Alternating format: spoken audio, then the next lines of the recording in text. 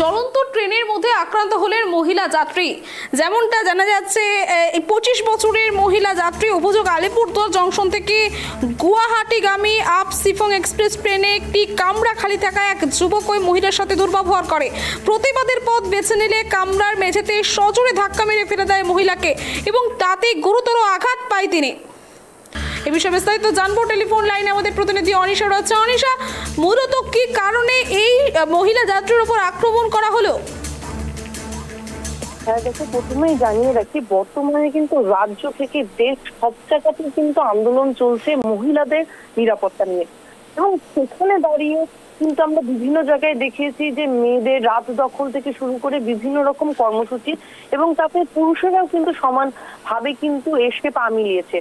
কিন্তু এইটা কিন্তু একদমই ব্যতিক্রম ঘটনা আমরা আমাদের নজরে পড়লো যে আলিপুরদুয়ার জেলার এক মহিলা যাত্রী, যিনি ট্রেনে করে যাচ্ছিলেন তার বাড়ির উদ্দেশ্যে। তিনি কর্মসূত্রে পার্শ্ববর্তী যে জেলা রয়েছে কোচবিহার, সেখানে কিন্তু তিনি কর্মসূত্রে রয়েছেন, এবং তিনি কিন্তু এই তার বাড়ির